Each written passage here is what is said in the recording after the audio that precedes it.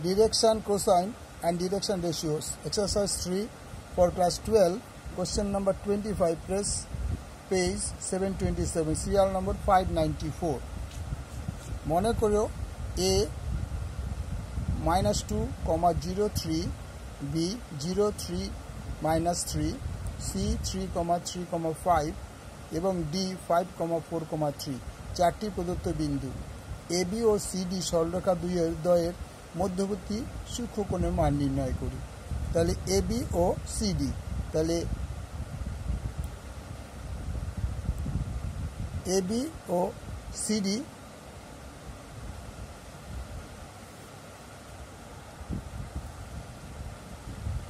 তাহলে আমরা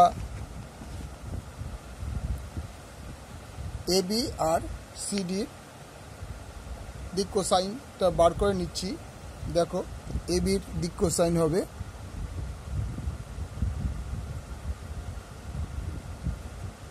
দিক কোসাইন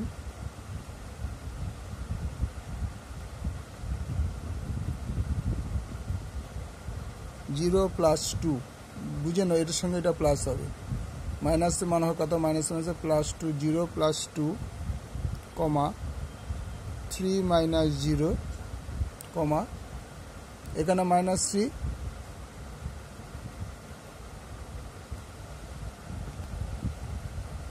তাহলে 3 - 3,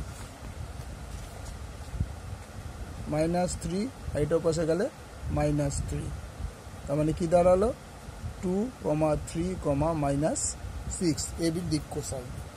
তারপর হচ্ছে সিডির দিক কোসাইন। সিডি এর দিক কোসাইন 5 - 3,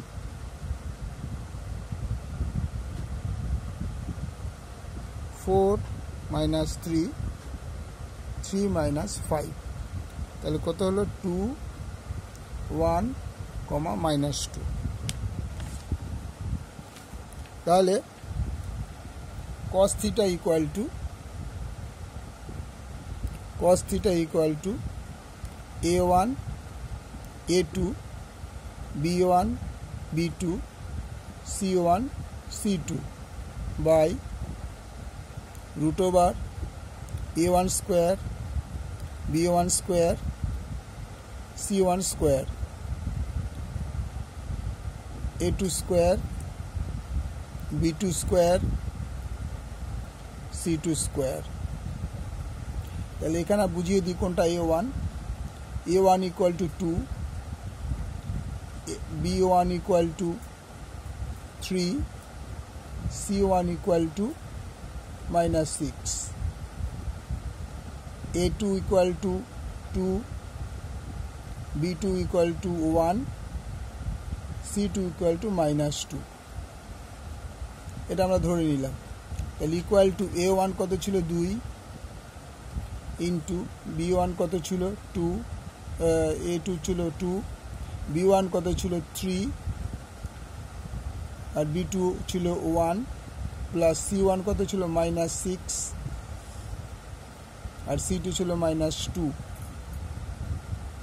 বাই √ A1 স্কোয়ার মানে 4, B1 স্কোয়ার মানে 9, C1 স্কোয়ার মানে 36, আবার A2 স্কোয়ার মানে 4, B2 স্কোয়ার মানে 1, C2 স্কোয়ার মানে 4।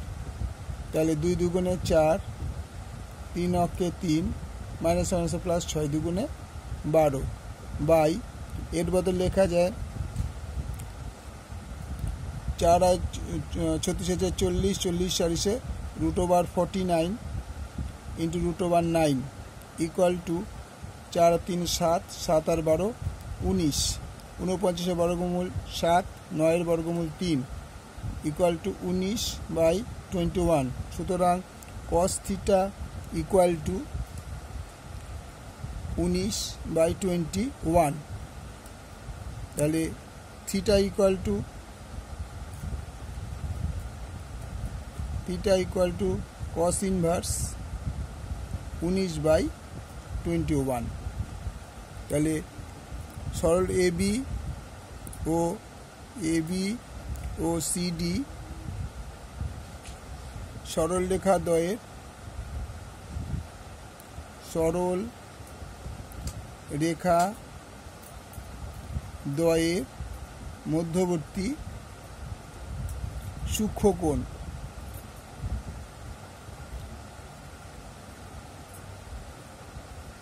সূক্ষ্মকোণ এর মান theta equal to cos inverse 19/21। ওকে, পুরো পোর্শনটা ভালো করে একবার দেখে নাও।